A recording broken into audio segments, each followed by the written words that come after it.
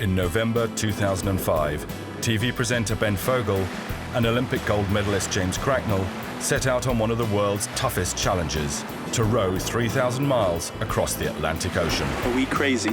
Half the stuff's outside, being swept overboard.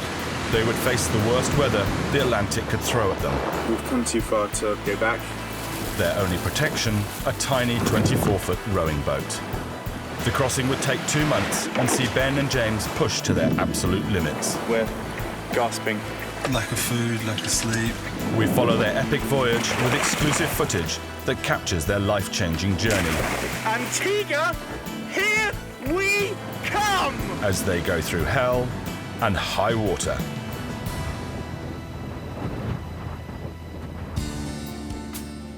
The Atlantic rowing race is the ultimate test of mental and physical endurance. The race starts in the Canary Isles and finishes on the Caribbean island of Antigua. In between, the competitors face 3,000 miles of open, untamed ocean. For even the most experienced of rowers, it's a massive and perilous undertaking. Sorry. But for wildlife TV presenter Ben Fogle, it's a seemingly impossible task. He's a complete novice. Sorry. I'm just not a very well-balanced person. That sounds bad, doesn't it? Ben will be expected to row 12 hours a day, every day, for up to 3 months. I think the reality of just the challenge that lays ahead, the vast ocean, the huge waves, the physical and mental exertion of the whole thing, I'd be lying if I didn't say that I'm utterly petrified right now. And don't try and pull too hard. So we're not a race. Don't try and impress me. Don't try and pull too hard. Just be natural, enjoy it, relax. Facing the challenge of getting Ben up to speed is his rowing partner, 2 times Olympic gold medalist James Cracknell. Yeah, I know. It's just hurrying yourself a bit. Don't hurry. Okay. Just really give yourself the time to know what the blades are doing. Yeah. Okay? And James is in no doubt about the gamble he's taking. If you look at it realistically, Ben doesn't row very well. He hasn't done that much rowing on the water at all. He's done a lot of training over the last few months to get fit, but he hasn't done any rowing. So people may think, well, you're going to put yourself at a disadvantage straight away. But in a way, it's more of a challenge to do it this way. In his role as a TV presenter, Ben is used to getting close to nature. So why leave this relatively comfortable environment to risk it all on one of the world's most extreme endurance tests? Nearly 3 kilometres. Why am I doing it? I don't know, why am I doing it? It's partly I thrive on challenges. I love a challenge. I think it's such a healthy thing. And I just think it's very important every so often to just push yourself a little bit and just to add an element of adventure, I suppose, to your day-to-day routine. My immediate reaction when he said he was going to do this was worry, anxiety, absolute dread, but also very proud. And I know Ben, he's so stubborn. If he wants to do something, he'll just do it. It's a mixture of complete excitement and complete terror. Ben's rowing partner, James Cracknell, is slightly better qualified for the event. James has won gold medals in the rowing fours at both the Sydney and Athens Olympic Games. But he's never taken part in an event quite like this before. When I took a year out of rowing after the Olympics, I figured I got a lot of competitive urges out of my body, and I hadn't planned something like this. And obviously the urges I thought I'd quelled for a while haven't been quelled. He's very driven. He is very ambitious. He needs a challenge in his life. Everyone's thinking, oh, James will just be a nightmare in this situation. But reality of it, I think that it could be a very strong character building for him and can do him a lot of good. Crossing the Atlantic Ocean from one continent to the other is an incredibly rare thing to have the opportunity to do, and I'm looking forward to the challenge. It's very exciting, but at the same time, it's totally different to what I've done before because the results are totally unknown. Wildlife presenter Ben and Olympic sportsman James may be an unlikely partnership, but by the end of their training, they'll need to be working in perfect harmony. Ahead of them is one of the world's toughest nautical challenges, and there'll be no room for mistakes. Most teams taking part in the race will have spent up to 2 years planning and preparing both their bodies and their boats for the punishing Atlantic crossing. Okay. But Ben and James are not quite so well organised. It's Ben Fogle here. I'm taking part in the Atlantic rowing race later this year. It's August 2005, and with just 10 weeks until the race begins, they're only now holding their first planning session. We've got 2.5 months to get all this in order. Well, you go away on September the 20th. Yeah. So we've got a month. Okay. We've got to get our food, we've got to get all our kit, we've got to get our boat ready, organise it for it to be shipped out, and then just the small, huge matter of training. Yeah. Blimey. Oh, we're leaving it late. Well, yeah, massively late. No boat, never rowed together. Ben's hardly rowed. Haven't done much training. Haven't sorted out the food. Haven't sorted out how much food, what our diet strategy is. Don't know the navigational course, so don't know how to get there. Don't know the safety course in case we capsize. So we have not only the training to do, we have to build our boat. We've got everything to do. And I can make sure I pick out. Their lack of forward planning places the pair under intense pressure, not least because they haven't yet got a boat. It's still under construction, which means that they've been unable to practice in anything like realistic conditions. Today, they've come to London's Docklands to try out a boat from the last race. It's their first encounter with the kind of vessel that will be their home for anything up to 3 months. Oh, it look much bigger than... You know what? This looks small. This looks really small. The Atlantic Challenge boats are just 24 foot long and are made of nothing but plywood. The thought of having to hunker down in here and for a case of a storm, and that being the bedroom. Well, just bigger than some flats in London, I suppose.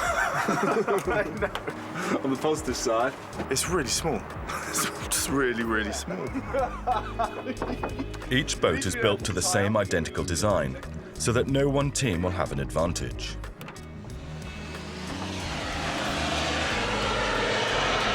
I don't think I've ever rowed in an airport before. Okay, James, I want an honest critique on my... The basics are there, definitely. We'll develop it so that we actually use our body weight a bit more. Because at the moment, very straight up and down, so you're actually not using the full weight of your body, which comes for free. So can you keep that up for 14 hours a day? Well, I'm going to have to. I could do this for 14 hours. Yeah, well, I will do this for 14 hours a day. Ben isn't the only one who will need resolve. James's wife Bev and Ben's girlfriend Marina are facing months alone at home with only the occasional phone call. Of course I'm worried about it. Every moment he's out there, he's in danger. Potentially something could happen, whether it's a shark, whether it's a liner, whether it's a freak wave. Of course I'm going to have nasty dreams and I'm going to wake up and really, really want to speak to him. And I have my phone on the entire time. I'm quite happy that he doesn't do this on a regular basis, and it would be great if he was doing this every 6 months, but I think it's such a great project and it's a huge feat, and I think it's a life-changing experience. It's great. James's wife Bev is understandably nervous as they have a 2-year-old son together. When he showed me this picture of this little tiny boat and that the nearest support vessel might be 7 hours away and that, oh no, you can't get a helicopter out there if there's an emergency, I was outraged. If he comes back from this and says he's not happy with it, I'll kill him. I'll kill him because you don't have that luxury. You better enjoy this. You had better enjoy every second of this adventure because I won't be. So one of us had better have a good time out of this. The boys are facing up to the harsh reality that for up to 12 weeks, this minuscule space will be their whole world. Right, I'll have a look in the ensuite.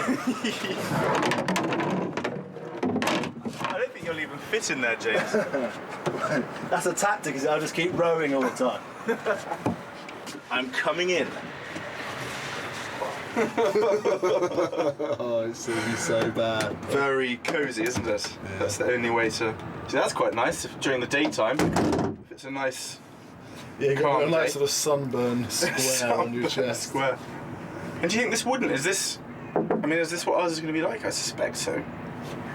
It looks very wooden and unseaworthy, really, when you look at it like this. But I suppose they know their stuff.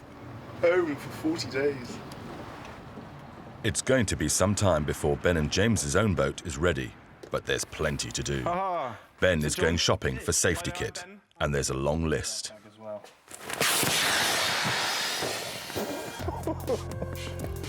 God. I'll take 2 of these, please.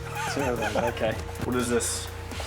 This transmits a radio signal to the satellite. If something happens to us, this is what will tell the world that something's gone wrong. That's right. And how much am I talking for that? You're talking about £400 for one of those. The life raft? £2,000. Do you think I'm mad? No, I take it you... Absolutely crackers. Do you think it's dangerous? I'm sure it'd be great fun. I think you have a great time. Didn't answer the question. What else have we got? Foghorn. Really loud. That is blooming loud. VHF. Big ship, this is little ship. Immersion suit. Immersion suit, yes. Got to be able to breathe. I'm not very good at this, am I? It looks like a giant baby grow, doesn't it? Yeah. Can I take it off now? It's really horrid. Do you want me to let you out? Actually, I'm just worried about getting my lip stuck in it. Will you let me out? This is the scary bit. He's gone to toss it all up.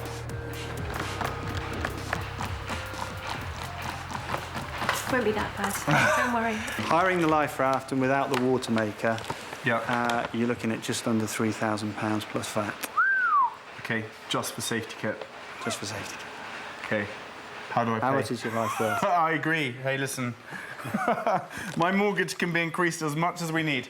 I'm glad I've come along, actually, because I've probably been deluding myself a little bit into thinking it will all be fine and we don't need to worry about that. But hopefully, by getting all this equipment, if something does go wrong, at least our chances of survival are increased. God, it's horrible to say that. Ben's worries are not unfounded. An accident at sea is a distinct possibility. Of the 219 people that have attempted to row across the Atlantic, almost a third have failed, including 3 fatalities. To find out what they might be letting themselves in for, Ben and James are attending a sea survival course at the Royal National Lifeboat Institute in Poole. The friendly RNLI chaps turn on the wind and wave machines, spray them with ice-cold water, and then, just for good measure, switch all the lights off. It's terrifying and exactly what might happen. Potentially injured, in the middle of a storm, in pitch darkness. Their only hope might be an aerial rescue. Being there in the pitch black, and then the water started to pour through the hatch, and there was no time. So you had this sort of routine of things you're supposed to do, and it just kind of, you had to do everything at once, and it all got a bit of a mad panic. It's quite uncomfortable. It's very scary as well, because you could easily be on the sea, and you've got the helicopter searchlight occasionally going overhead. It's also, we know it was only going to be there an hour or so. Yeah, yeah. Before it could be days. Yeah, exactly. And there's so much pressure. That's the thing. Because suddenly, I mean, it's so realistic. That was a proper storm, wasn't it? You know, our rowboat isn't much bigger than that, and we could be in a storm like that in our boat. Yeah. The survival course is a powerful wake-up call. The lads head down to the West Country to check on the boat that they're trusting their lives to. Hello. Is this it? So this is your boat? Yes. Wow. You know, it's a really strange question, Justin, but what is this all wood? It's all plywood, yeah. It is all, the whole thing is played. It's pretty weird that you cross a whole ocean in just a plywood boat. Indeed, yeah. The whole boat's just made from 8x4 sheets. All of the Atlantic boats are made to the same tried and tested design. But ever the competitor, James wants to make it lighter so that it'll go faster. How much do you think we can cut out of it? Weight-wise? Yeah. If we saw bits off, I'm going to lose rigidity. No, that's it, yeah. Wouldn't want to compromise the structure of the boat, no. Ben's less worried about the competition and more worried about comfort. I know it's daft, but you know the wooden floor, do we have to sleep on the bare wood? No, do you take a mattress? Yeah. Or little blow-up mattresses or something? But the problem is, we're only going to take one, because Just most of the time we won't be there. So if there's a storm, who gets it? Paper, scissors, stone to see. Paper, scissors is going to become a big part of this row, isn't it? Oh, you won the mattress again. They may have sorted out how to share the mattress, but James is not prepared to compromise on boat speed. What that will do? Friction, man, friction. You don't want friction. You know, this is a lot of friction. I'm very anti-friction. Every 0.1 of a knot is massively important. Do you know how much 0.1 of a knot will make difference will make over 35 days? 0.1 a day? It's a whole day, yeah. That's right, whole day. With time running out and their boat not yet shipshape, the lads are understandably anxious about getting some practice rowing in. Boat builder Justin comes to the rescue and lends them another boat.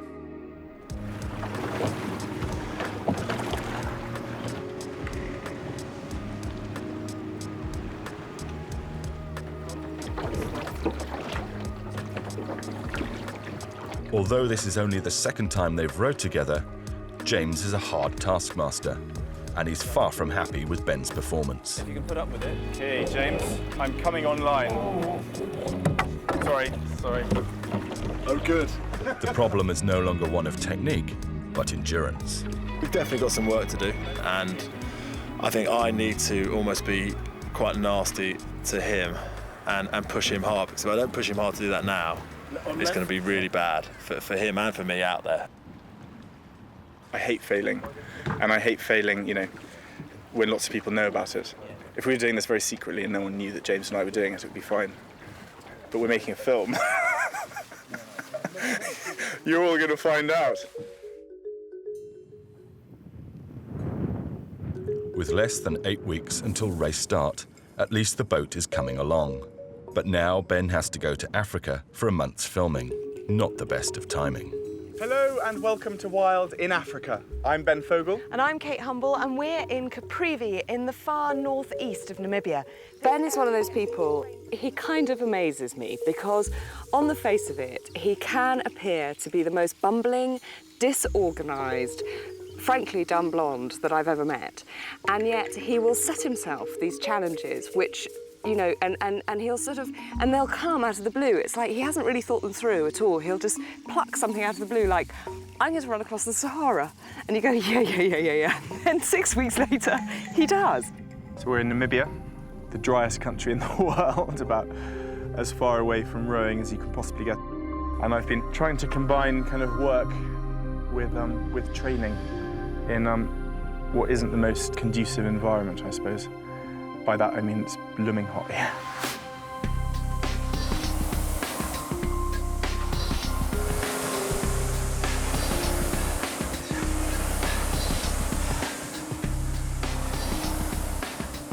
While Ben's in Africa working hard on the rowing machine, James is in Exmouth working hard on the boat. But he's none too happy. That won't be annoying after about a day.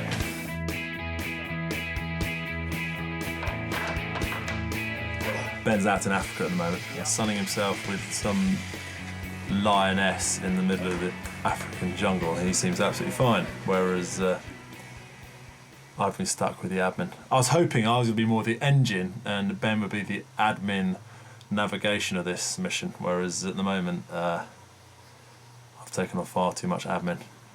Ugh. I'm sure Ranulph Fiennes doesn't have this problem. Hey James, how are you doing? In between filming breaks, Ben is trying to keep in touch with James, but making a call from the wilds of Africa is not always easy. Pretty poor reception here, so if I go, I'll try calling a bit later from a better signal area. Yeah, it's good. I just did an hour's session this morning and nearly killed myself. It's because of the heat.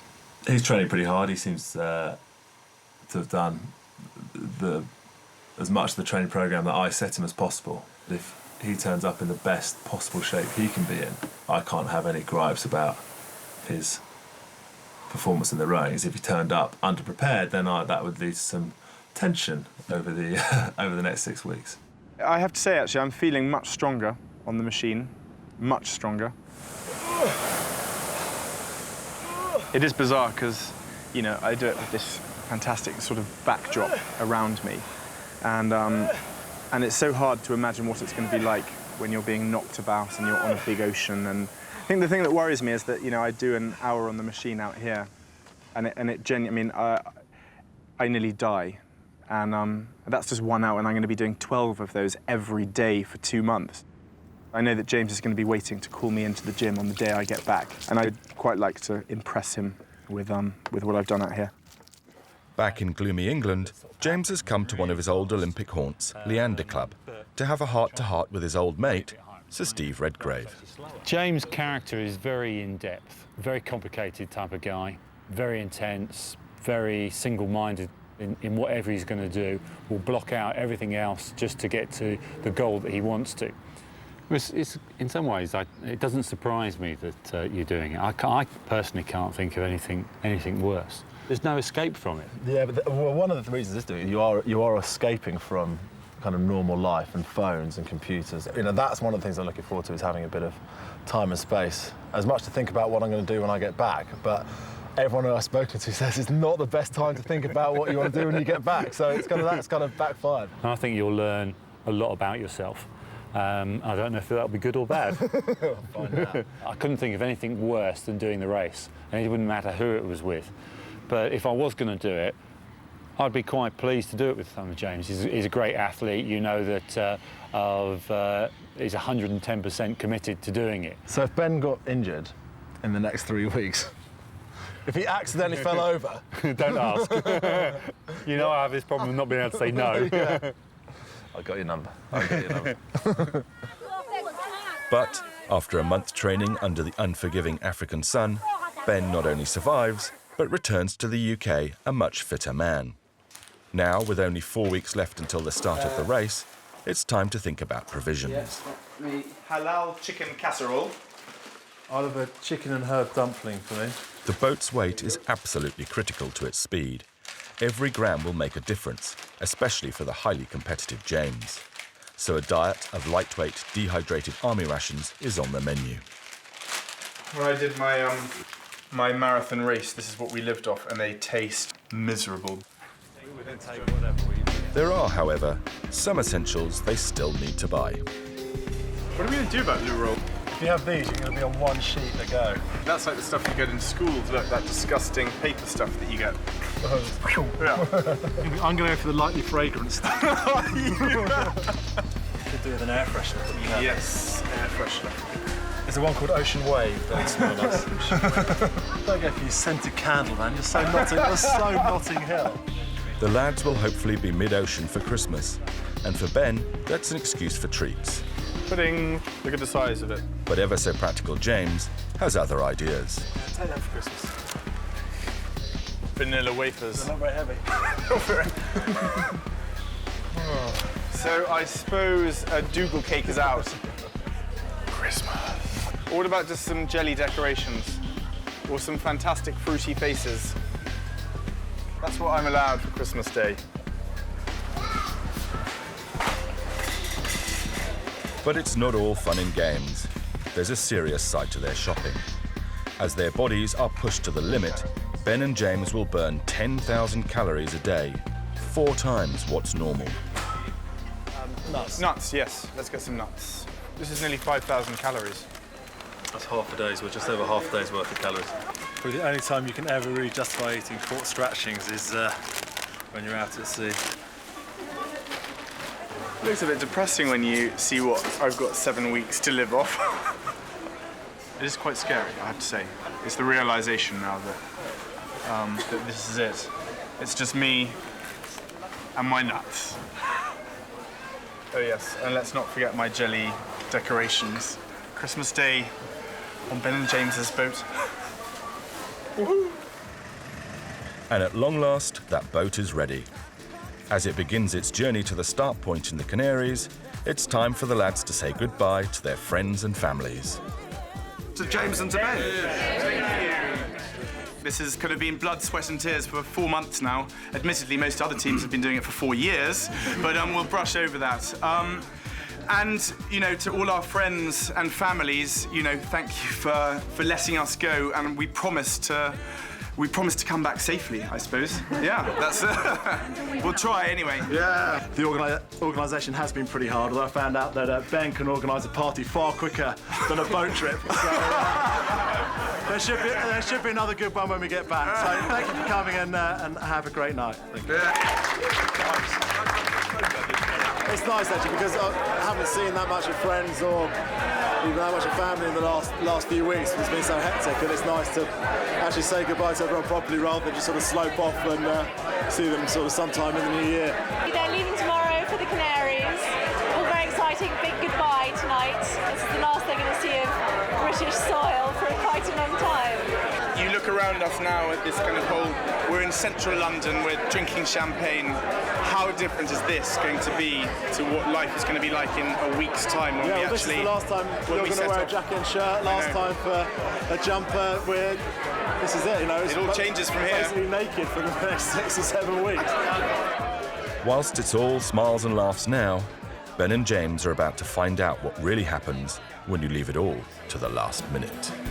We've got a big hole in the boat. After more time underneath this boat than on top of it. A hole in our boat is a disaster. No way we'd chosen to change the most important component on our boat 2 days before we start. When we were out doing our sea trials, I saw a side of him I hadn't seen before, which did scare me a bit. Why aren't you rowing faster? Come on, Ben. They're far from ready. I think they're very unprepared. This boat is illegal at the moment. Part of me just wants to go, well, forget it.